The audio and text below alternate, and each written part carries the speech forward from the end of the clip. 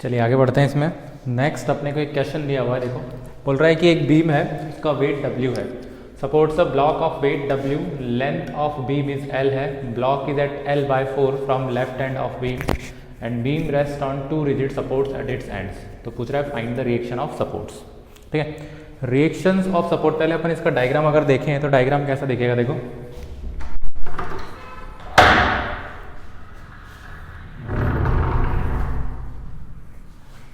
देखो बोल रहा है कि एक बीम है जिसका लेंथ L दिया हुआ है। तो लेटेस्ट से ये आ गया अपने पास एक बीम है ना, ये 2 रिजिड एंड पर सपोर्टेड है एट इट्स एंड्स।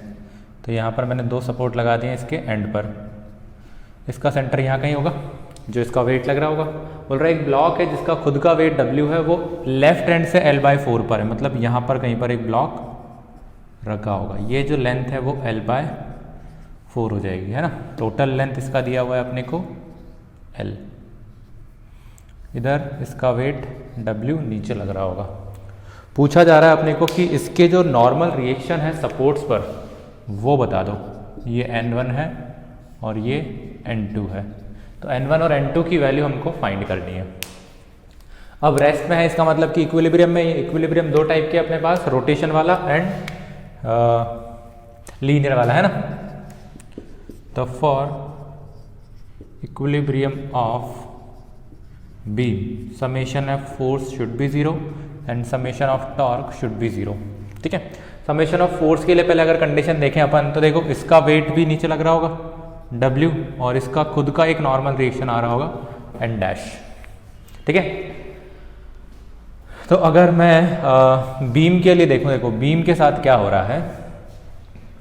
तो बीम का FBD बनाया जाए तो क्या क्या मिलेगा अपने को। देखो एक तो रिजिड सपोर्ट्स के जो N1 लग रहे हैं, N2 लग रहे हैं वो लगेगा, एक ये N डैश लगेगा है ना, और एक लगेगा अपने पास W।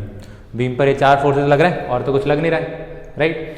अब यहाँ से अगर ऊपर वाले फोर्सेस देखें तो N1 प्लस N2 की जो वैल्यू है वो W प्लस N डैश के इक्वल है कि नहीं, बताओ। क्लियर है बात।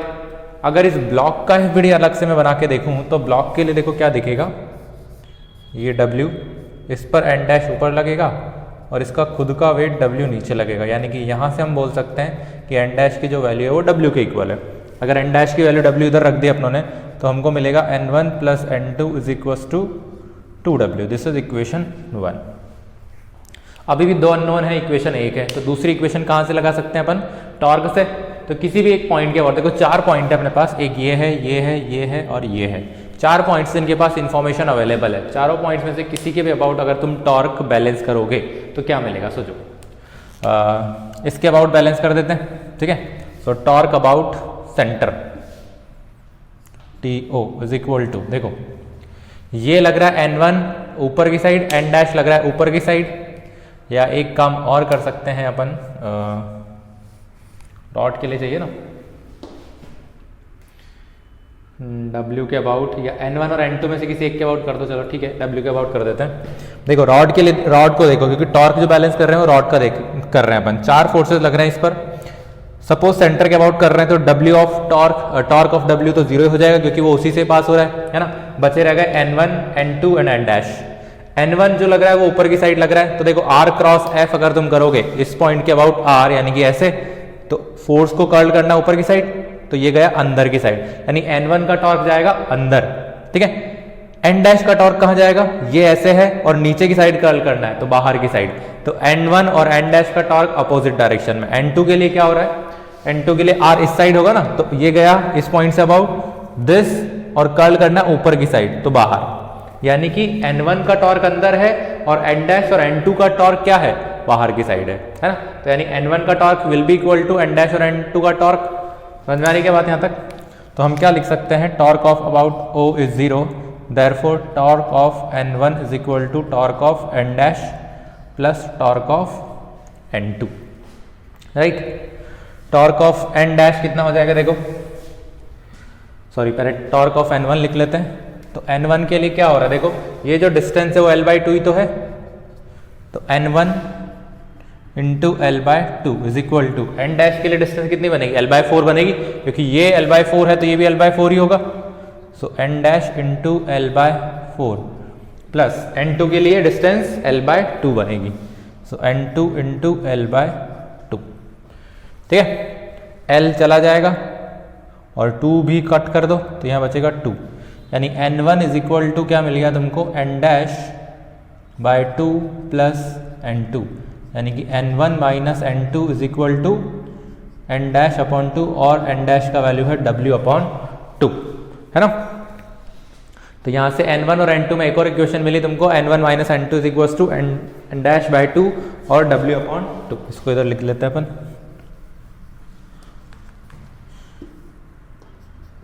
n1 minus n2 is equal to w/2, n1 plus n2 is equal to 2w, n1 minus n2 is equal to w/2, दोनों को ऐड कर दें, दिस इज इक्वेशन 2।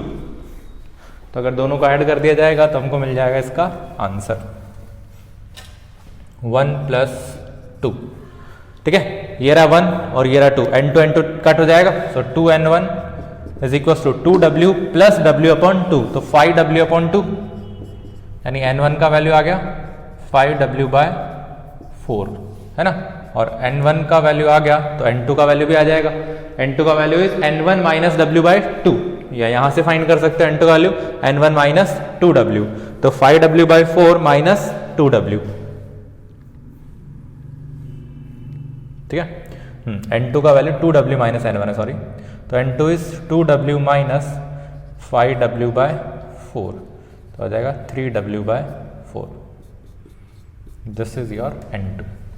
आई बात समझ में। तो इक्विलिब्रियम के केस में हमको क्या करना है, नेट फोर्स बैलेंस करना है, नेट टॉर्क बैलेंस करना है। नेट टॉर्क हमेशा किसी ना एक पॉइंट के अबाउट बैलेंस होगा, उस पॉइंट के अबाउट बैलेंस करना है जिसके अबाउट सबसे ज़्यादा इन्फॉर्मेशन गिवन हो, है ना, क्योंकि वहाँ से कुछ फोर्सेज जो पास हो रहे हैं वो जीरो हो जाते हैं। यहाँ इक्वल फोर्सेज ही पास हो रहे थे हर एक पॉइंट से, तो किसी के अबाउट बैलेंस कर सकते हैं। मैंने W के अबाउट कर दिया, इसके अबाउट करोगे तो भी आंसर आ जाएगा, इसके अबाउट करोगे तो भी आंसर आ जाएगा।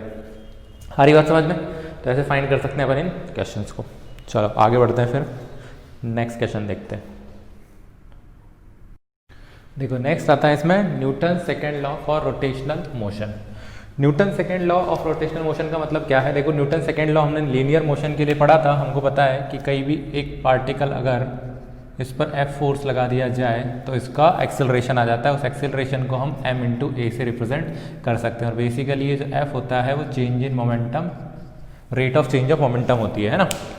तो यहाँ से मोमेंटम से रिलेटेड एक और क्वांटिटी निकलती है जो कि रोटेशन में काम आती है। जैसे कि फोर्स होता है लीनियर मोशन के लिए और टॉर्क होता है रोटेशनल मोशन के लिए। सिमिलर केस में अपने पास मोमेंटम होता है लीनियर मोशन के लिए, एंगुलर मोमेंटम होता है रोटेशनल मोशन के लिए, ठीक है। तो इसमें सेकेंड लॉ अपन कैसे अप्लाई करेंगे पहले वो देखते हैं। तो लेट अस कंसीडर एक पार्टिकल, सिंप्लीफाइड केस है ये, है ना। ये इसका सेंटर, यहाँ एक पार्टिकल था m मास का, वो रोटेट हो रहा था ऐसे, है ना। अब इस पर मान लो कि एक टेंजेंशियल फोर्स कहीं पर लग रहा होगा Ft इधर, है ना। इस Ft का वैल्यू अगर मैं लिखूं तो हो जाएगा मेरे पास m into A T, tangential acceleration, right. अब अगर मुझे इसका टॉर्क फाइंड करना है कि भाई इसको कोई एक टॉर्क है वो इसके अबाउट रोटेट करवा रहा है ना, तो परपेंडिकुलर डिस्टेंस की हो जाएगी r और फोर्स हो जाएगा Ft। तो torque acting on mass m, tau is equal to क्या लिख सकते हैं, r इंटू एफ टी लिख सकते हैं क्या, यानी हो जाएगा r into M A T. और ए टी को हम क्या लिख सकते हैं, r अल्फा लिख सकते हैं, तुमको ध्यान आ रहा हो तो, है ना। तो r into M into R alpha, या अल्फा r, है ना। तो टाउ का वैल्यू कितना बन जाएगा, देखो M R square into alpha. और एम आर स्क्वायर क्या बन जाता है पार्टिकल के लिए, मोमेंट ऑफ इनर्शिया। तो यानी कि यहाँ से टाउ का वैल्यू निकल के आ जाता है आई इंटू अल्फा, ठीक है। तो moment of inertia and torque में ये भी एक रिलेशन होता है रिलेटेड टू सेकेंड लॉ। इसी इक्वेशन को बोलते हैं Newton second law in rotational motion. Tau is torque, I is moment of inertia, alpha is angular acceleration, ठीक है। अब ये सारी चीज़ों को देखो अप्लाई कैसे करोगे, ये सारी चीज़ों को अपन एप्लीकेशन में कैसे लेंगे वो अपन देखते हैं पहले, है ना। अच्छा ये तो था, देखो यहाँ हमने पार्टिकल के लिए फाइंड किया है। ये जो फॉर्मूला है वो रिजिड बॉडी के लिए भी ट्रू है। यानी अगर किसी रिजिड बॉडी पर टॉर्क फाइंड करना है तुमको, उसका आई दिया हुआ है, अल्फा फाइंड करना है, व्हाटएवर इट इज, यानी जो भी केस दिया हुआ है, तो उस केस में अपन रिजिड बॉडी के लिए भी ये वाला फॉर्मूला अप्लाई कर सकते हैं, उसमें भी कोई दिक्कत नहीं होनी चाहिए। समझ में आ रही बात? तो यानी ये फॉर्मूला हमने डिराइव पार्टिकल के लिए क्या है, पर इसको हम जनरलाइज केस में किसी के भी लिए अप्लाई कर सकते हैं, किसी भी रिजिड बॉडी के लिए और पार्टिकल के लिए। ठीक है, तो अब इससे रिलेटेड क्वेश्चंस कैसे आते हैं, देखो क्वेश्चंस देखते हैं अपन, फिर इसमें आगे बढ़ेंगे। चलो देखो एक क्वेश्चन दिया हुआ है यहाँ पर, बोल रहा है एक ब्लॉक है जिसका मास m है ना, is attached at the end of an inextensible string which is bound over a rough pulley of mass m और उसका रेडियस r दिया। देखो अभी तक सारे जो केसेस किया करते थे हम NLM में, वही पुली है, वही मास है, वही रस्सी है, लेकिन चीज़ें चेंज हो गई हैं। अब वहाँ पर हम आइडियल पुली कंसिडर किया करते थे जिसमें फ्रिक्शन नहीं हुआ करता था, है ना, रस्सी सीधा का सीधा ऐसे मोशन करती थी, पुली नहीं घूमती थी। अब यहाँ पर क्या हो रहा है, स्लाइडिंग इसने रोक दी। अगर स्लाइडिंग रोक दी कि मतलब कि रस्सी अब ऐसे स्लाइड नहीं हो रही है उस पर, अब क्या हो रहा है, वो पुली को ऐसे घुमा रही है ना। तो अब स्लाइडिंग नहीं होगी तो पुली क्या होगी, इसके साथ साथ ऐसे रोटेट होती चली जाएगी। पुली को अपनों ने सेंटर के अबाउट सपोज फिक्स किया हुआ है, तो उस केस में अपने को चाहिए कि अगर इस ब्लॉक को हम रिलीज कर देते हैं तो फिर पुली घूमने लग जाएगी, तो इसका एक्सेलरेशन कितना होगा, है ना। अभी तक के केस में अगर ये पुली फिक्स होती तो ये स्लाइडिंग हो रही होती, रस्सी सीधा नीचे आ रही होती, रस्सी सीधा नीचे आ रही होती, तो क्या होता है, अपन इसका एक्सेलरेशन mg और g बेसिकली दे देते, क्योंकि mg की वजह से नीचे आ रहा होता। लेकिन अब ऐसा नहीं है, तो अब क्या करेंगे ऐसे सारे केस में। देखो यहाँ पर दो मोशन कंसिडर करनी पड़ेंगी अपने को, साथ के साथ में दो मोशन हो रही है। कौन कौन सी दो मोशन हो रही है समझना अच्छे से। ये जो m है वो लीनियरली नीचे आ रहा है, यानी ये तो घूम नहीं रहा है, सही बात है। तो ये सीधा का सीधा ऐसे नीचे आ रहा है, मतलब इसकी कौन सी मोशन हो रही है, लीनियर मोशन हो रही है। ये जो पुली है which is basically a disc, है ना, वो नीचे नहीं आ रही, ऊपर नहीं जा रही, कहीं नहीं जा रही है, वो घूम रही है अपनी जगह पर। यानी इसकी मोशन है लीनियर मोशन और इसकी मोशन है रोटेशनल मोशन। अब दोनों मोशन को कंबाइंड करके अपने को कुछ क्वांटिटीज फाइंड करने को बोल रहा है, राइट। तो उससे पहले अपन देखो, अगर m की सिचुएशन समझे तो m के साथ क्या हो रहा है। अगर मैं m का FBD बनाऊं तो देखो ऊपर टेंशन लगेगा, इसमें सीधी सी बात है, नीचे mg लगेगा और ये ब्लॉक नीचे आ रहा है, मतलब इसके लिए अपन न्यूटन सेकेंड लॉ से इक्वेशन लिख सकते हैं कि भाई F will be equal to mg minus T and F will be equal to ma which is mg minus T. This is equation 1। ये यहाँ तक की इन्फॉर्मेशन अपने को बहुत अच्छे से पता है, ये हम सॉल्व कर सकते हैं। लेकिन यहाँ दिक्कत ये है कि एक तो एक्सेलरेशन जो है वो अननोन है और दूसरा टेंशन अननोन है, यानी एक इक्वेशन दो अननोन, एक इक्वेशन की रिक्वायरमेंट और होगी अपनी को। सिस्टम में ऑब्जेक्ट कितने ये हमको पता है, जितने ऑब्जेक्ट्स होते हैं उतनी इक्वेशन वहां से मिल सकती हैं। और अब हमको दूसरी चीज और पता है कि टॉर्क वाली इक्वेशन में तुम लगा सकते हो, लेकिन बिकॉज यहाँ इक्विलिब्रियम में कुछ नहीं है तो टॉर्क को जीरो नहीं करेंगे। टॉर्क को जीरो कब करेंगे, जब सिस्टम इक्विलिब्रियम में होगा। अदरवाइज टॉर्क को we will always write I into alpha. जो अभी अपने देखा कि टॉर्क और आई में रिलेशन क्या होता है, Newton second law, rotational motion के लिए टॉर्क की जो वैल्यू होगी वो आई अल्फा हो जाएगी, है ना। जैसे एफ की वैल्यू क्या हो जाती है, एम ए हो जाती है। एफ की वैल्यू क्या लिखते हैं अपन, एम इंटू ए लिखते हैं जब कभी भी सिस्टम मोशन में होता है। तो सिमिलरली अगर कभी भी सिस्टम रोटेशनल मोशन में होता है तो टॉर्क की वैल्यू को जीरो नहीं लिखते हैं, टॉर्क की वैल्यू को क्या लिखते हैं, आई इंटू अल्फा लिखते हैं, ठीक है। अब रोटेशन मोशन हो किसके लिए रहा है, इस पुली के लिए हो रहा है। तो इस पुली का अगर सिचुएशन समझे अपन तो पुली के साथ क्या हो रहा होगा, देखो यहां देखते हैं। इस पुली को यहां से एक फोर्स पकड़कर खींच रहा है विच इज टी, सही बात है क्या। इस एंड पर यहां पर एक टॉर्क टेंशन लग रहा होगा क्योंकि रस्सी बंधी हुई है और वो रस्सी उसको ऐसे खींच रही है। और ये जो पुली है वो इस एक्सिस के about which is passing through its centre of mass and perpendicular to the plane के अबाउट ये जो रस्सी है ये जो पुली है वो घूमना चालू कर देती है ना, रोटेट होना चालू कर देती है ऐसे कहीं, सही बात है। तो यानी इस पर एक टॉर्क लग रहा है। अगर मैं यहाँ पर एक पार्टिकल कंसिडर कर लूँ तो यहाँ टी एक फोर्स लग रहा है और परपेंडिकुलर डिस्टेंस उसकी आर दी हुई है। तो ये पार्टिकल अगर घूमेगा तो ऐसे सारे पार्टिकल घूमेंगे और उसके साथ साथ अपने डिस्क भी घूमेगी, सही बात है। तो अब इसका अगर मैं टॉर्क फाइंड करने जाऊं तो टॉर्क को आई can right I into alpha, है ना। और टॉर्क का दूसरा फॉर्मूला भी होता है अपने पास which is force into perpendicular distance, जो फोर्स उसको घुमा रहा होता है। कौन सा फोर्स घुमा रहा है यहाँ पर, टेंशन ही तो घुमा रहा है। सो ऐसा लिख सकते हैं क्या, T into R is equal to I into alpha. और बताओ अल्फा को क्या लिखा जा सकता है, अल्फा और ए में हमारे पास रिलेशन होता है कि a is equal to r alpha, है ना। और इस केस में आर की वैल्यू कैपिटल आर है, तो यहां से अल्फा का वैल्यू क्या मिल जाएगा, ए बाय आर, ठीक है। ये रिलेशन तो हमको पता ही होता है। इसकी वैल्यू यहां सब सब्स्टिट्यूट कर देते हैं, तो टी इंटू आर, बताओ आई का वैल्यू कितना हो जाएगा, डिस्क है तो डिस्क के लिए I M R square upon 2 into A by R, ठीक है। ये हो गया टी और ए में दूसरा इक्वेशन, ये है टी और ए में एक और इक्वेशन। दोनों को साइमल्टेनियसली सॉल्व करेंगे, आंसर आ जाएगा, ठीक है। देखते हैं क्या होता है। ये हो गया आर से आर चला जाएगा, इधर लिखा मैंने 2t is equal to this is एक और r से r चला गया m इंटू ए। क्लियर है? तो t की वैल्यू m बाई 2 यहाँ पर सब्स्टिट्यूट की जा सकती है। ये आ गई सेकेंड इक्वेशन। तो देखो from 1 and 2 I can write M A is equal to M G minus T, यानी कि कैपिटल एम ए अपॉन 2। इसको इधर ले आओ तो ए कॉमन आ गया, m plus M upon 2 is equal to M G. ठीक है, तो एक्सेलरेशन की वैल्यू मिल जाएगी। चलो यहाँ लिख देता हूँ मैं एक्सेलरेशन की value. a will be equal to, देखो क्या होगा, M G upon 2m plus m, ये हो जाएगा 2mg एक्चुअली। ठीक है, तो ये होगा linear acceleration of the block, और यही एक्सेलरेशन सेम होगा इस पार्टिकल का भी, क्योंकि रस्सी जुड़ी हुई है। रस्सी के हर एक पॉइंट की वेलोसिटी सेम होती है, रस्सी के हर एक पॉइंट का एक्सेलरेशन सेम होता है। तो जितना एक्सेलरेशन इस पॉइंट का होगा उतना एक्सेलरेशन इसका होगा और उतना एक्सेलरेशन इसका होगा। यानी कि डिस्क के या पुली के सरकमफेरेंस पर जितने सारे पॉइंट्स हैं उनका एक्सेलरेशन भी यही होगा, सेम होगा। आ रही के बात समझ में?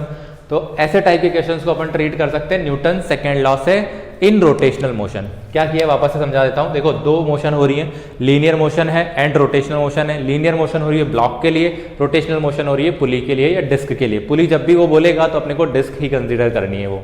ठीक है, अब हमने क्या किया, पहले ब्लॉक की मोशन कंसीडर करी, लीनियर मोशन, तो उस पर कुछ फोर्सेज लग रहे थे, सारे forces equal to m into a लिख सकते हैं अपन, NLM से हमको पता है ये चीज। तो mg नीचे लग रहा था, टेंशन ऊपर लग रहा था, mg minus T is equal to net force ma लिखा जा सकता है। फिर अगर अपन डिस्क के लिए बात करें तो डिस्क में क्या हो रहा है, रोटेशनल मोशन हो रही है, उसको रोटेट कौन करवा रहा है, उसको टेंशन रोटेशन प्रोवाइड कर रहा है ना। तो टेंशन का torque will be equal to I into alpha. जो भी नेट टॉर्क आएगा उसको हमेशा अपन आई इंटू अल्फा ही लिखेंगे। नेट टॉर्क हो सकता है एक से ज्यादा फोर्सेस की वजह से आए, यहाँ सिर्फ एक ही फोर्स की वजह से आ रहा था तो इसको अपनों ने ये लिख लिया। ऐसा भी हो सकता था कि यहाँ पर ये जो पुली है उस पर दो फोर्सेज लग रहे होते, एक T1 इधर लग रहा होता और T2 इधर लग रहा होता, फिर नेट फोर्स हमारे पास T1 माइनस T2 होता। तो T1 minus T2 into are लिखते अपन और वहां से नेट टॉर्क निकाल रहे होते। अगेन आई अल्फा लिखते, आई जो है डिस्क का हो जाता है mr स्क्वायर बाई 2। अगेन यहाँ देखो अल्फा एक और अननोन बन जाता है, लेकिन अल्फा और ए में हमको रिलेशन पता है तो ऐसा एक और इक्वेशन हम फाइंड कर सकते हैं। आइडियली देखी जाए तो अपने पास तीन अननोन बन गए थे, टेंशन, ए एंड अल्फा, है ना। तो तीन इक्वेशन की रिक्वायरमेंट थी अपने को, तो तीन इक्वेशन है अपने पास 1, 2 एंड 3, है ना। लेकिन ए और अल्फा में रिलेशन होता है तो उसके बारे में ज्यादा सोचने की जरूरत नहीं है अपने को, डायरेक्टली वहां से अपन फाइंड कर सकते हैं। अच्छा, ए आने के बाद में ये ऐसा भी पूछ सकता है सेम क्वेश्चन में कि what is the angular acceleration of disc, है ना। तो यहां से अल्फा की वैल्यू ए अपॉन आर आ जाएगी, तो अल्फा का वैल्यू जाएगा 2mg upon 2m plus m into R. ठीक है, तो ये हो जाएगा उसका एंगुलर एक्सेलरेशन डिस्क का, राइट। चलो फिर कुछ और क्वेश्चन देखते हैं अपन। देखो नेक्स्ट क्वेश्चन में अपने को दिया हुआ है कि दो ब्लॉक्स हैं इस बार, पहले एक ब्लॉक था अब दो ब्लॉक उसने रख दिए हैं, 2m और m मास के, पुली से अटैच्ड है, उसका मास m/2 है, रेडियस r दिया हुआ है। तो इस केस में अगेन जब सिस्टम को रिलीज किया जाता है तो what is the acceleration of each block. अच्छा, पहले तो ये चीज मुझे बताओ कि इसका जो एक्सेलरेशन होगा दोनों ब्लॉक का वो सेम होगा कि डिफरेंट होगा, राइट। तो देखो ये जो 2m है वो इस रस्सी से बंधा हुआ है और ये जो m है वो इस रस्सी से बंधा है, बट ये जो रस्सी है वो सेम है। अगर रस्सी सेम होती है तो उसके हर एक पॉइंट का वेलोसिटी और एक्सेलरेशन सेम होता है, राइट। तो यहाँ पर 2m और m का दोनों का एक्सेलरेशन सेम होगा, ठीक है। दूसरे केस में देखो फ्रिक्शन, जब भी पुली में फ्रिक्शन होगा या स्लाइडिंग नहीं होगी, स्लाइडिंग का मतलब है कि रोटेट होगी, इस बार इसको यहां से फिक्स किया हुआ है और ये रोटेट होना चालू करेगी। तो जब भी फ्रिक्शन होगा पुली में तो हमको पता है कि जो टेंशन होंगे पुली के दोनों साइड में वो डिफरेंट होंगे, सही बात है। तो यहां पर अगर अपन देखें तो टेंशन इधर लेटस से T1 होगा और इधर टेंशन T2 होगा, दोनों की साइड टेंशन अलग अलग होंगे। यहां तक बात क्लियर आ गई। तो दो चीजें पता चली कि अगर फ्रिक्शन वाली पुली होती है तो टेंशन दोनों साइड अलग अलग होता है, और इसका रस्सी एक है तो रस्सी का जो एक्सेलरेशन होगा वो सेम होगा, अनलेस कि उसका मास हो। अगर मास होगा then acceleration will be different, लेकिन मासलेस स्ट्रिंग है तो इसका जो एक्सेलरेशन होगा वो सेम होगा। तो दोनों ब्लॉक सेम एक्सेलरेशन से आ रहे होंगे, यहाँ फ्रिक्शन वगैरह कुछ नहीं दिया हुआ है अपने को, ठीक है। अब इसको कैसे ट्रीट किया जाएगा, देखो वही सेम चीज है कि अपने पास जितने सारे लीनियर मोशन हो रही है उनके लिए Newton second law linear motion वाला लगाओ, जितनी सारी रोटेशनल मोशन हो रही है उनके लिए Newton second law in rotational motion apply करो, ठीक है। दो ब्लॉक हैं, m है और 2m है, दोनों लीनियर मोशन करेंगे, पुली है वो रोटेशनल मोशन करेगी। तो देखते हैं इस m के लिए अगर FBD आया, देखो ये m आ गया, इधर टेंशन लग रहा है, दिस इज T2, जो T2 इधर है वही T2 इधर होगा, और जो T1 है वही T1 इधर होगा, ठीक है।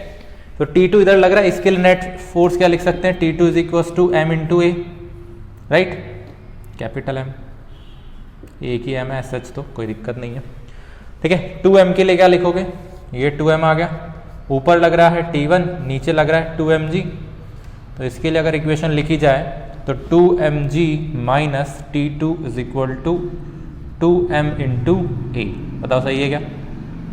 This is equation 1, this is equation 2। अब इनमें अननोन कितने, देखो T1 है ना, ये T1 अननोन है, T2 अननोन है और A अननोन है, 3 अननोन है, इक्वेशन है 2। एक और इक्वेशन अपने को लगानी पड़ेगी, एक और इक्वेशन कहाँ से आएगी, देखो पुली से। पुली के साथ क्या हो रहा है, इधर इसको पकड़ के खींच रहा है कौन, T2, इधर इसको पकड़ के खींच रहा है कौन, T1। ये किसके अबाउट घूम रही है, इस पॉइंट के अबाउट, ठीक है। अगर मैं T1 का टॉर्क देखूं तो T1 का टॉर्क कहाँ है, देखो ये R गया और कर्ल किया मैंने T1 की साइड, तो फोर्स टॉर्क जाएगा अंदर, है ना। इस वाले केस में क्या होगा, जो डिस्टेंस है वो ऐसे है, तो ये गया इधर और कर्ल किया इधर, तो ये आया बाहर, यानी इसका टॉर्क अंदर की साइड है, इसका टॉर्क बाहर की साइड है। अच्छा, इसको तुम R क्रॉस F से भी ट्रीट कर सकते हो। कैसे ट्रीट करेंगे, देखो यहां से जो परपेंडिकुलर डिस्टेंस बनेगी वो ये बनेगी, विच इज R, यहां से जो परपेंडिकुलर डिस्टेंस बनेगी वो ये बनेगी। तो अगर मैं τ1 लिखना चाहता हूं तो देखो τ1 को क्या लिखूंगा, फॉर्मूला रहेगा अपने पास R क्रॉस F, R यानी कि I डायरेक्शन में जो R है तो यह जाएगा R I cap cross T1 minus J cap में, है ना, तो T1 माइनस J कैप, इसको क्या लिख सकते हैं अपन, I cross minus J, I cross J होता है K, minus as it is रह जाएगा, तो ये हो जाएगा R T1 minus K cap. Similarly अगर मैं τ2 को लिखना चाहता हूं तो τ2 का वैल्यू क्या होगा, देखो R है इस बार कहां, J डायरेक्शन में, तो ये हो जाएगा R J cap cross T2 है माइनस I में, है ना, तो T2 minus I cap, J cross I होता है माइनस K, एक माइनस ऑलरेडी है तो हो जाएगा प्लस K, तो R T2 K कैप। दिख रहा है दोनों की डायरेक्शन। तो ये तुम इस वाले फॉर्मूले से भी जा सकते हो डायरेक्शन में, या फिर अपना राइट हैंड थंब रूल भी अप्लाई कर सकते हैं, उधर से भी आंसर आ जाएगा, सेम आंसर आएगा दोनों से, हाँ। लेकिन राइट हैंड थंब रूल में हो सकता है कभी कभी तुमको दिक्कत हो जाए, पता नहीं चलेगी कैसे कर्ल करना है, तो बेटर वे ऐसे सॉल्व कर सकते हो। आगे बात समझ में। तो अब इस पुली के लिए अगर मैं नेट टॉर्क, क्योंकि ये लीनियर मोशन तो कर नहीं रहा है तो इसमें फोर्सेज वगैरह तो अपन लिखेंगे नहीं, क्या लिखेंगे, टॉर्क वाली इक्वेशन लिखेंगे, है ना। तो torque equal to I into alpha. अब लेकिन नेट टॉर्क किसका लग रहा है, देखो τ1 है नेगेटिव में और τ2 है पॉजिटिव डायरेक्शन में, तो नेट टॉर्क इसका जो होगा वो क्या हो जाएगा, अगर बाहर वाली को तुम पॉजिटिव ले रहे हो तो ऐसा लिख सकते हैं क्या, T2 minus T1 into R is equal to क्या लिखेगा, I इंटू अल्फा। आ रही क्या बात समझ में। यहां अगेन तुमको पता नहीं चले कौन सा टॉर्क ज्यादा है तो किसी को भी ले सकते हो, माइनस साइन आया मतलब कि उल्टा किया है अपनों ने, है ना। तो यहां से आ जाएगा अपने पास T2 minus T1 is equal to I into alpha. अब अल्फा को फिर से क्या लिख सकते हैं अपन, A बाय R लिख सकते हैं, क्योंकि एक और फोर्थ अननोन आ जाएगा ना ये, तो इसको तो एलिमिनेट किया जा सकता है बहुत इजीली। तो T2 minus T1 is equal to I into alpha को लिखेंगे अपन A बाय R, है ना, और एक ये जो R था वो मैं यहाँ लिख देता हूँ, तो बेसिकली ये हो जाएगा IA अपॉन R स्क्वायर। और चाहो तो तुम डिस्क का I भी फाइंड कर सकते हो, mr स्क्वायर बाई 2 होता है, तो हो जाएगा m by 2 R square by 2 into A divide by R square. तो T2 minus T1 is equals to MA by 4, equation third, right. 3 unknown है, 3 इक्वेशन है, सॉल्व किया जा सकता है इजीली। यहां से देखो T2 माइनस T1 आ जाएगा, दोनों को ऐड कर दिया जाएगा, तो इक्वेशन 1 प्लस इक्वेशन 2 को अगर तुम ऐड करोगे तो T1 प्लस T2 मिलेगा, और थर्ड में है T2 माइनस T1, फिर उन दोनों को ऐड कर दो, है ना।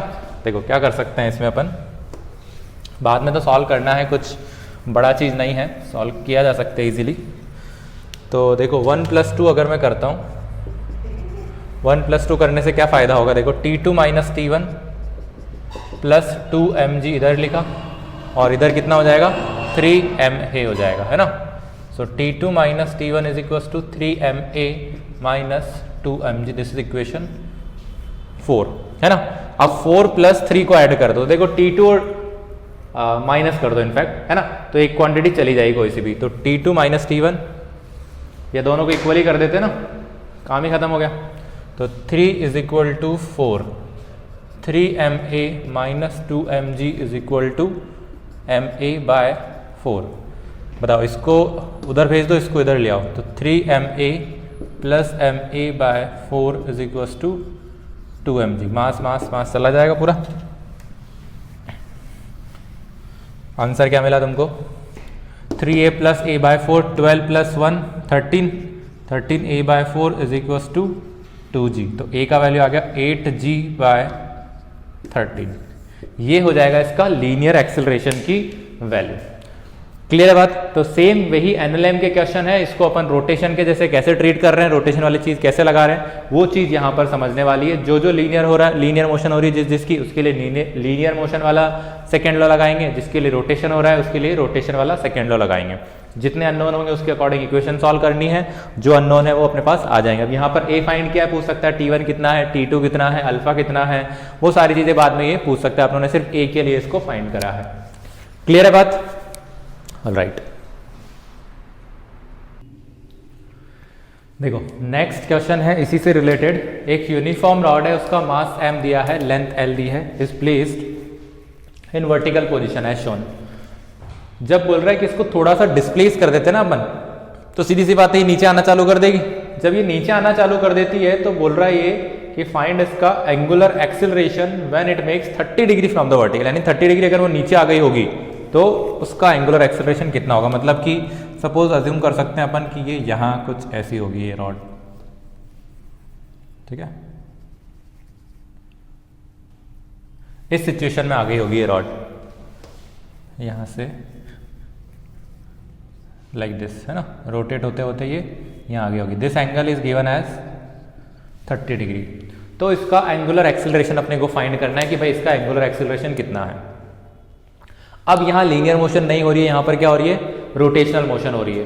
तो अब अपने को ये चेक करना पड़ेगा कि इस पर टॉर्क लगा कौन रहा है। सबसे पहला काम तो अपने को ये यहाँ पर डिसाइड करना है कि this is a continuous mass distribution. जब भी कंटिन्यूअस मास डिस्ट्रीब्यूशन आ जाता है तो अपन सीधा का सीधा पहुंच जाते हैं उसके सेंटर ऑफ मास पर, है ना। तो अगर इसको टॉर्क भी फाइंड करना है तो कहाँ फाइंड करना है अपने को, इसके सेंटर ऑफ मास पर। इसका सेंटर ऑफ मास यहाँ कहीं होगा L/2 पर, ठीक है। तो इसके सेंटर ऑफ मास पर कितना टॉर्क लग रहा है अपन वो चेक करेंगे। सबसे पहले उसको लिख देंगे I अल्फा, तो अल्फा का वैल्यू आ जाएगा। I का वैल्यू हमको पता है, ये किस एक्सिस के अबाउट रोटेट हो रही है, about this axis which is passing through one of its end and perpendicular to the length. तो उसका I अपने को पता होता है, रॉड के लिए ml²/3 हो जाएगा, ठीक है। तो अब बात करते हैं इसके टॉर्क की, ये टॉर्क लगा कौन रहा है। तो बेसिकली ये रॉड इनिशियली ऐसे वर्टिकल डायरेक्शन में थी, ऐसे कहीं, इसको जैसे ही डिस्प्लेस करेंगे तो बताओ ये क्यों नीचे आ रही है। इसको स्लाइटली डिस्प्लेस किया है अपने, यानी बाहर से जो फोर्स लगाया उसको तुम नेग्लिजिबल कंसीडर कर सकते हो, जीरो कंसीडर कर सकते हो। तो बाहर से कोई फोर्स नहीं लगाया है, इसको ऐसे डिस्प्लेस किया और ये ऐसे नीचे आने लग जाती है। तो अब अपने को ये सोचना है कि इसको नीचे लेके कौन आ रहा है। सोच के देखो, ये रॉड है, इसको अगर मैं थोड़ा सा ऐसे धक्का देता हूं तो ये ऐसे नीचे आ जाती है। तो नीचे किस वजह से आ रही है फिर ये, इसके वेट की वजह से, है ना। तो इसका वेट ही क्या कर रहा होगा, इस पर टॉर्क लगा रहा होगा, ठीक बात है। अब ये घूम किसके अबाउट रही है, इसके अबाउट, तो टॉर्क अपन इसके अबाउट फाइंड कर सकते हैं। ये इसका सेंटर ऑफ मास हो जाएगा, सॉरी पॉइंट ऑफ रोटेशन हो जाएगा, रोटेशनल एक्सिस इससे पास हो रही है। तो mg जो लग रहा है वो mg लगेगा कहां, यहां, सही बात है। इस सिचुएशन में इस पर जो परपेंडिकुलर डिस्टेंस आएगी वो अपन ये लिख सकते हैं क्या, सही बात है। ये जो लेंथ है बताओ ये कितनी हो जाएगी, L/2 हो जाएगी। L/2 अगर है और ये एंगल 30 डिग्री है तो बताओ ये कितना हो जाएगा, L/2 sin 30 हो जाएगा क्या। इस ट्राइंगल को मैं सेपरेट कर देता हूं, ठीक है। ये 30 है, this is L/2, so this will be L/2 sin 30, है ना। और mg कहाँ लग रहा है, यहीं पर ही लग रहा है mg। तो परपेंडिकुलर डिस्टेंस कितनी हो जाएगी, L/2 sin 30 हो जाएगी। तो अगर मैं इसका टॉर्क फाइंड करने जाऊं, so torque is equal to I alpha, और टॉर्क मिलेगा इसको mg की वजह से, और परपेंडिकुलर डिस्टेंस आ रही है इसकी L/2 sin 30 is equal to ml²/3 into alpha. बस क्वेश्चन खत्म हो गया, मास से मास चला गया। g L/2 into 1/2 is equal to L²/3 into alpha. एक L से एक L भी चला जाएगा। तो अल्फा का वैल्यू क्या मिला, 3g/4L। बताओ सही बात है क्या।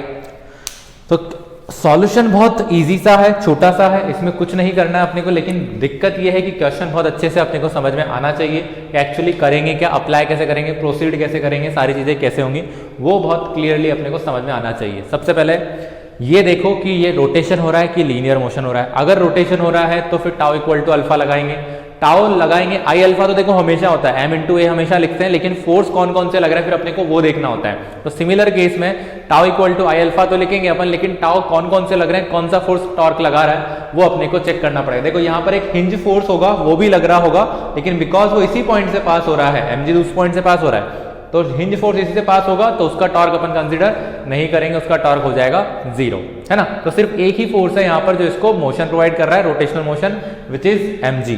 तो mg का टॉर्क अपन देखते हैं फिर। तो mg हमने सबसे पहले देखा कि mg लगेगा कहाँ, तो उसके सेंटर ऑफ मास पर लगेगा mg। फिर देखते हैं कि mg की परपेंडिकुलर डिस्टेंस कितनी है पॉइंट ऑफ रोटेशन से।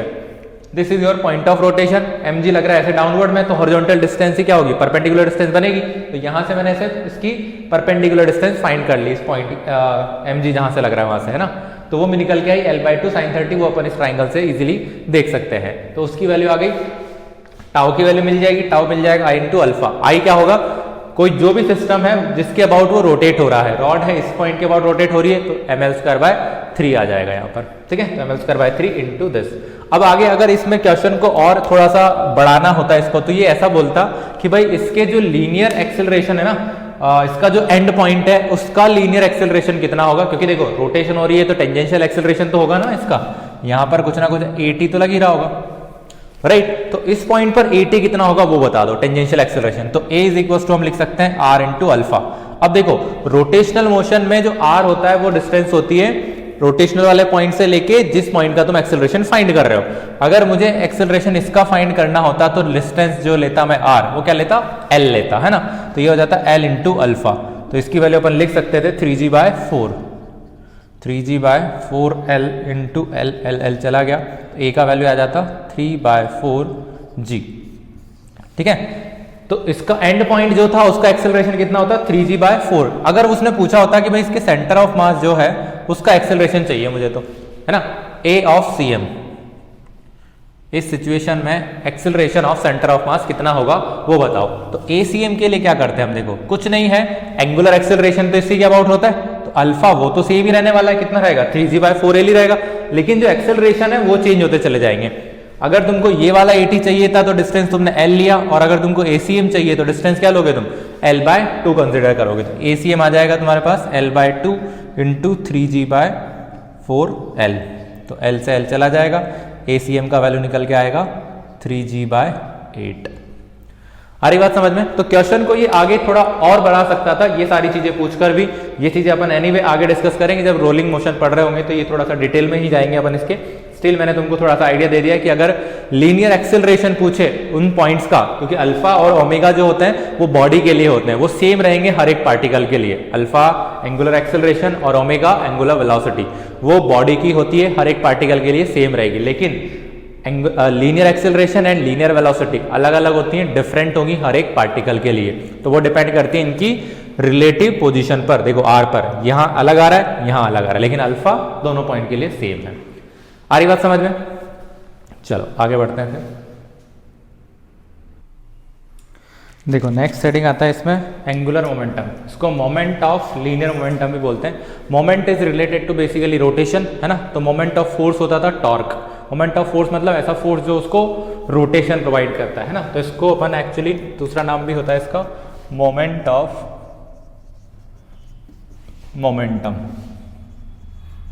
इज कॉल्ड एंगुलर मोमेंटम, ठीक है। तो देखो यहां पर दो केसेस बनेंगे अपने पास। एक होगा पार्टिकल के लिए, पार्टिकल अगर लीनियर मोशन कर रहा है, रोटेशन मोशन कर रहा है, तो उसका एंगुलर मोमेंटम कैसे फाइंड करोगे। फिर दूसरा होता है इसका रिजिड बॉडी के लिए। Rigid body is basically system of particles. तो सारे पार्टिकल्स को अगर ऐड कर दिया जाए, इंटीग्रेट कर दिया जाए, तो अपने को मिल जाएगा उस बॉडी का एंगुलर मोमेंटम, ठीक है। तो कैसे प्रोसीड करोगे, देखो इसमें थोड़ा सा अपन आगे बढ़ते हैं।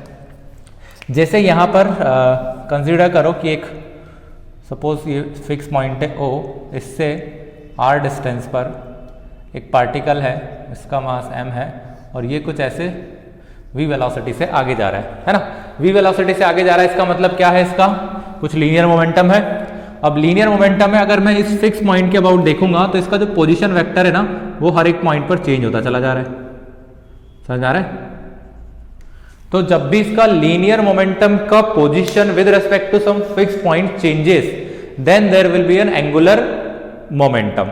समझ आ रही क्या बोल रहा हूं, आपस से समझो। अगर कोई ऑब्जेक्ट है उसका लीनियर मोमेंटम का position with respect to some fix point changes then there will be an angular momentum of this particle about this particular point O। तो जैसे यहां पर क्या था, देखो mv था, यहां पर इसकी mv की डायरेक्शन चेंज हो रही है, यहां पर ये, तो हर एक पॉइंट पर इसका पोजीशन वेक्टर चेंज होता चला जा रहा है, तो इसलिए यहां पर आ जाएगा इसका एंगुलर मोमेंटम। सबसे पहले इसकी डेफिनेशन अपन लिख लेते हैं कि डेफिनेशन क्या है। वेक्टर प्रोडक्ट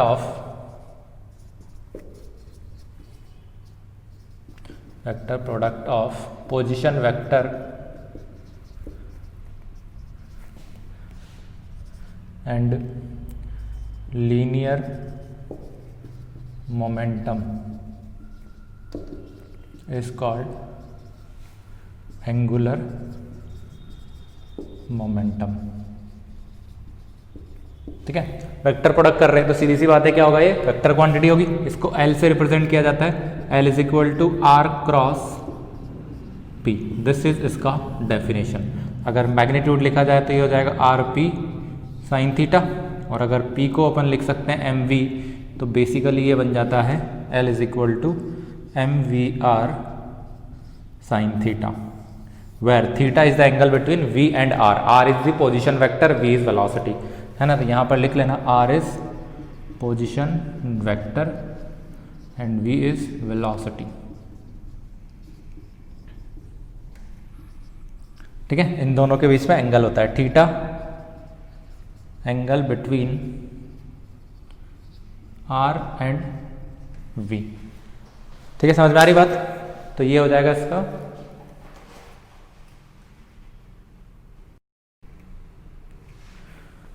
ठीक है। तो R हो जाता है position vector, V velocity vector, theta angle between position vector and velocity vector. तो ये होती है इसकी बेसिक सी डेफिनेशन। अभी पार्टिकल के लिए अपन कंसीडर करते हैं, बाद में इसको जनरलाइज कर देंगे अपन कोई भी रिजिड बॉडी के लिए। तो देखो यहाँ पर एक स्टैंडर्ड केस बनता है कि अगर सपोज करो एक पार्टिकल है, लेट अस से एक्स वाई एक्सिस है ना, एक पार्टिकल था, यहाँ से कांस्टेंट वेलोसिटी से इधर चल रहा था ये, है ना, m मास का पार्टिकल है। देन ये पूछता है कि भाई इसका जो एंगुलर मोमेंटम है अबाउट एक्स एक्सिस कितना होगा। ठीक है, और होगा कि नहीं होगा। पहली चीज तो देखो, सबसे पहले तो अपन ये चेक करते हैं कि होगा कि नहीं होगा। इसका लीनियर मोमेंटम का डायरेक्शन कहाँ होगा, इधर होगा। अगर मैं ओरिजिन के रेस्पेक्ट में यहाँ देखूं तो सबसे पहला पोजीशन वेक्टर इधर बनेगा। ये जैसे ही आगे बढ़ता चला जाएगा, इसका जो पोजीशन वेक्टर होगा ओरिजिन के रेस्पेक्ट में वो यहाँ बनेगा, देखो। और क्या ये position vector with the time change होता चला जा रहा है, ऐसे घूमता चला जा रहा है। तो यानी ऐसा लगेगा अपने को कि इस पॉइंट के अबाउट में इसका जो वेलोसिटी वेक्टर है वो ऐसे रोटेट होता चला जा रहा है, तो वहां पर आ जाएगा एंगुलर मोमेंटम वाली चीज। क्लियर है। अगर मैं इस फॉर्मूले को थोड़ा सा अरेंज करके लिखूं, देखो तो क्या मिलेगा, ये L is equal to m v into r sine theta, और r sine theta is basically what, perpendicular distance, है ना। यानी वेलोसिटी से अगर तुम परपेंडिकुलर डिस्टेंस फाइंड कर लो और उसको मल्टीप्लाई कर दो, तब भी तुम्हारे पास डायरेक्टली क्या मिल सकता है, एंगुलर मोमेंटम की वैल्यू मिल सकती है ना। तो इस वाले केस में अगर तुम देखो तो एंगुलर मोमेंटम सपोज करो ये वैल्यू अपन दे देते हैं b, है ना। तो अब इस केस में एंगुलर मोमेंटम की वैल्यू को हम क्या लिख सकते हैं, M V not into B. ये एंगुलर मोमेंटम कांस्टेंट होगा about this fix point O। Origin के अबाउट में इसका एंगुलर मोमेंटम क्या होगा, फिक्स होगा, क्योंकि वी नॉट कांस्टेंट है, एम कांस्टेंट है, और बी जो है वो भी कांस्टेंट, लेकिन एंगुलर मोमेंटम होगा जरूर। समझ आ रही है। तो ये हो जाता है एंगुलर मोमेंटम का फंडा। यहीं से ही एक और चीज निकल के आती है कि इसका कंजर्वेशन कैसे अप्लाई करोगे। तो देखो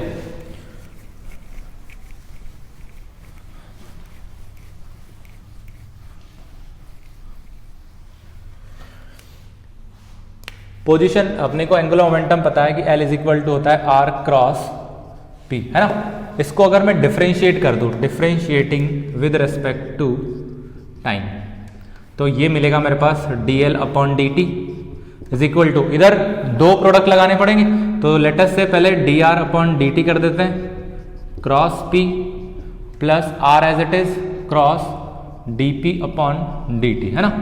ऐसे करते हैं, 1 बाय 1 करना पड़ेगा दोनों का क्योंकि दोनों वेरिएबल है। D R upon D T क्या बन जाता है, velocity vector cross P plus R cross D P upon D T क्या बन जाता है, फोर्स। तो ये बन जाता है D L upon D T. बताओ v क्रॉस p का वैल्यू कितना होगा। v और p को अगर तुम ओपन करोगे तो v p साइन थीटा और p बेसिकली mv, और v और mv के बीच में एंगल कितना होगा। अरे v mv का जो एंगल होगा वही तो v का एंगल है ना, यानी angle between v and p is 0 degree. अगर ये दोनों पैरेलल वेक्टर्स हुए तो इनका क्रॉस कितना होता है, 0 डिग्री होता है, सॉरी 0 होता है। v vector is parallel to p vector, therefore v cross p will be equal to 0। सही बात है। तो यहां से dl अपॉन dt की जो वैल्यू है वो तुम्हारे पास इवेंचुअली निकल के आ जाएगी r क्रॉस f। अब मुझे ये बताओ ये r क्रॉस f क्या है, टॉर्क है। तो यानी कि dl अपॉन dt की जो वैल्यू है वो किसके इक्वल है, tau is equal to dl upon dt, right. इसको देखो अच्छे से, देखो कुछ दिख रहा है तुमको यहां से। अगर तुम एनालॉजी बिठाओ लीनियर मोशन के साथ में तो f इक्वल टू हमारे पास वहां क्या हुआ करता था, dp अपॉन dt हुआ करता था। ध्यान आ रहा है। यहाँ जो f होता था, यहाँ वहां जो f होता था वो यहाँ टॉर्क होता है, वहां जो p होता था वो यहाँ l होता है। ठीक है, तो सेम यही वो फॉर्मूला है जहां से अपन कंजर्वेशन ऑफ मोमेंटम पढ़ा करते थे। यहाँ फोर्स की वैल्यू 0 करते थे तो dp by dt equal to 0, p is equal to constant. Similarly conservation of angular momentum यहाँ से आ जाएगा, है ना। वो वहां पर LOCM हुआ करता था, linear law of conservation of momentum. यहां पर law of conservation of angular momentum होगा। अभी क्लियर है, तो इसको लिखो फिर अपन पढ़ते हैं conservation of angular momentum.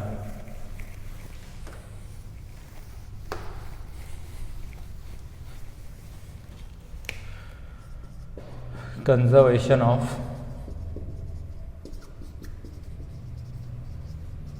Angular momentum, ठीक है।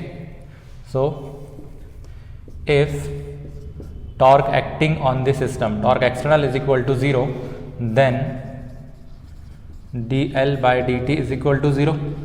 और किसी भी क्वांटिटी का डिफरेंशिएशन 0 है मतलब वो क्वांटिटी क्या होनी चाहिए, कांस्टेंट होनी चाहिए।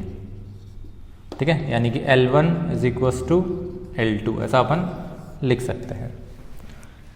आई बात समझ में। तो टॉर्क अगर 0 हो जाए किसी भी सिस्टम पर तो वहां पर अपन एंगुलर मोमेंटम की वैल्यू को कांस्टेंट कर सकते हैं और इक्वल कर सकते हैं, सिचुएशन से पहले सिचुएशन के बाद में।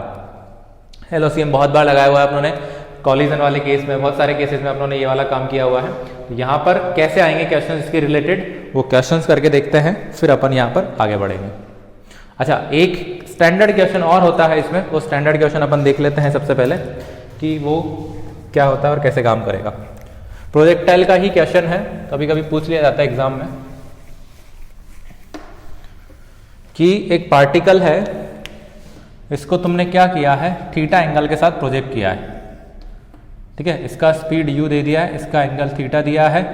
पूछ रहा है कि इसका एंगुलर मोमेंटम बताओ when it reaches to its highest point, है ना। क्वेश्चन क्या है कि एक पार्टिकल है जिसको तुम प्रोजेक्ट कर रहे हो with some angle theta, then find its angular momentum when it reaches to its highest point.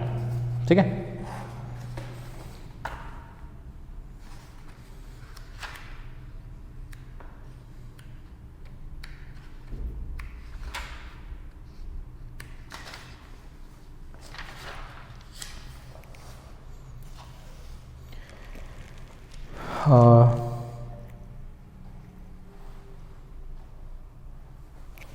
तो देखो हाईएस्ट पॉइंट पर जब ये पहुंचेगा तो देखो इसके अपने कंपोनेंट हमको सारी चीज़ें पता है। ये हो जाएगा u cos थीटा, ये हो जाएगा u sin थीटा। यहाँ पर जब पहुंचेगा ये तो ये हो जाएगा u cos थीटा। अब अगर मैं इस पॉइंट के अबाउट इसकी परपेंडिकुलर डिस्टेंस देखूं तो यही बनेगी विच इज h, राइट। तो एंगुलर मोमेंटम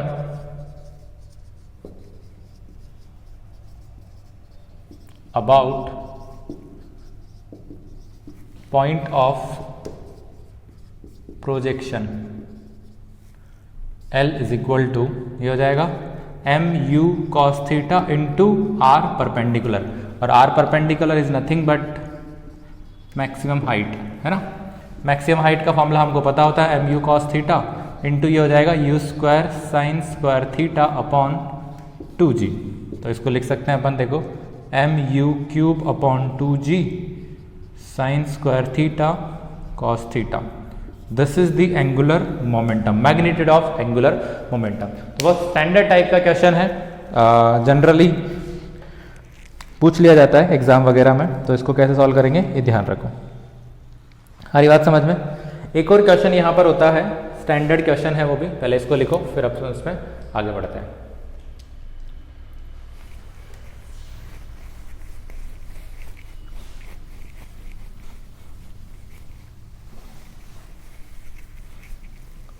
देखो क्या होता है क्वेश्चन कि, ठीक है, तो देखो क्वेश्चन क्या, एक डिस्क है, बोल रहा है इसका मास m है, रेडियस r है, दो मासेस थे, उनको जेंटली डायमेट्रिकली अपोजिट पॉइंट पर हमने प्लेस कर दिया है ना। तो इंपॉर्टेंट चीज यहाँ पर समझने वाली जो चीज है ना वो है जेंटली वर्ड। जेंटली वर्ड का मतलब ये होता है कि हमने सिस्टम को डिस्टर्ब नहीं किया है, बाहर से कोई भी टॉर्क फोर्स कुछ भी अप्लाई नहीं किया है ना। उस केस में इसका एंगुलर स्पीड कितना हो जाएगा वो फाइंड करना है। तो ये हिंट मिलेगा तुमको किस चीज के लिए, कि भाई you can conserve the angular momentum. Angular momentum को हम कब कंजर्व कर पाएंगे, जब उस पर जो नेट टॉर्क है, अप्लाइड टॉर्क, एक्सटर्नल टॉर्क, वो जीरो हो जाए, है ना। तो वो जीरो कब होगा, जब तुमने ये मास रखते टाइम सिस्टम को डिस्टर्ब नहीं किया है, ठीक है। तो ये वर्ड आइडिया देगा तुमको किसका, एंगुलर कंजर्वेशन मोमेंटम का, कंजर्वेशन ऑफ एंगुलर मोमेंटम का, राइट। अब इसका एंगुलर मोमेंटम कैसे फाइंड करेंगे, ठीक है। देखो इसमें एक फॉर्मूला आता है रिजिड बॉडी के लिए, L इज इक्वल टू होता है I इंटू ओमेगा। वो कैसे होता है देखो वो भी समझ लो तुम। L इज इक्वल टू तुम्हारे पास फॉर्मूला बनता है mvr, है ना, mvr। अब इसमें अगर मैं चाहूं तो v का वैल्यू क्या लिख सकता हूं, mr as it is, v को लिख सकता हूं मैं r इंटू ओमेगा, तो हो जाएगा mr स्क्वायर इंटू ओमेगा। तो L की वैल्यू आ जाती I इंटू ओमेगा, ठीक है। तो छोटा सा फॉर्मूला है, इसको ध्यान रख सकते हो तुम। L equal to I omega होता है फॉर अ रिजिड बॉडी, क्योंकि mvr पार्टिकल के लिए होता है और रिजिड बॉडी के लिए पार्टिकल एज सच नहीं है, वहां पर क्या है, सिस्टम है पार्टिकल्स का, तो उसके लिए अपन ओमेगा वाली स्पीड काम में लेंगे। तो दो फॉर्मूले बन जाते हैं एंगुलर मोमेंटम के, one is mvr and other is I omega. ये कब अप्लाई करोगे, फॉर अ पार्टिकल, ये कब अप्लाई करोगे, फॉर अ रिजिड बॉडी। समझ आ रही बात। ये एक्चुअली पार्टिकल के लिए भी अप्लाई हो जाएगा, आई का वैल्यू क्या रख दोगे, mr स्क्वायर रख दोगे, लेकिन पार्टिकल के लिए ओमेगा जनरली नहीं लेते हैं, और लेना है तो भी ले सकते हो, क्योंकि अगर वो एंगुलर मोमेंटम आ रहा है तो ऑब्वियसली घूमेगा तो सही हो, है ना। तो ओमेगा वहां से तुम लिख सकते हो, कोई प्रॉब्लम नहीं है। तो ये भी फॉर्मूला, ये भी सेम फॉर्मूला। अब एंगुलर मोमेंटम को अगर तुम कंजर्व करोगे तो क्या लिख सकते हैं, देखो equation will be, since torque equal to 0 है, therefore L1 is equal to L2 होगा। L1 इक्वल टू L2 मतलब I1 omega 1 equal to I2 omega 2, है ना। अब I1 ओमेगा 1 का क्या मतलब, I1 यानी कि इनिशियल मोमेंट ऑफ इनर्शिया, तो ये अपने सेंटर ऑफ मास के अबाउट घूम रही थी, mr square omega, mr square by 2 into omega is equal to I2। अब कितना हो जाएगा, देखो ये तो रहेगा ही सही, क्योंकि अभी भी वो उसके अबाउट तो घूम ही रही है, प्लस दो मासेस का मोमेंट ऑफ इनर्शिया अपने को और कैलकुलेट करना पड़ेगा। तो ये हो जाएगा mr square plus mr square into omega dash, ठीक है। तो ओमेगा डैश की वैल्यू तुमको क्या मिलेगी,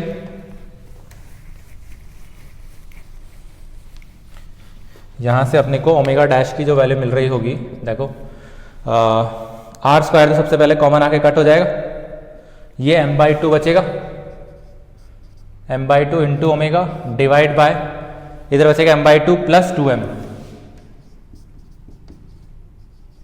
ठीक है।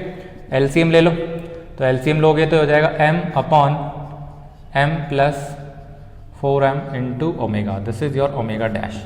तो यानी वो दोनों मासेस रखने के बाद में जो इस डिस्क का एंगुलर स्पीड हो जाएगा वो कितना हो जाएगा, इतना हो जाएगा, ठीक है। कैसे फाइंड कर सकते हैं अपन उसको, using conservation of angular momentum. तो ये बहुत स्टैंडर्ड टाइप के क्वेश्चन है, ये इजी टाइप के क्वेश्चन हैं। बाकी इसमें और क्वेश्चंस करेंगे अपन जब इसको थोड़ा सा और डिटेल में पढ़ लेंगे, है ना। तो अभी एंगुलर मोमेंटम और बाकी है, इसको कंटिन्यू करते हैं अपन नेक्स्ट क्लास में। फिलहाल के लिए एंगुलर मोमेंटम में इतना ही, राइट। चलो।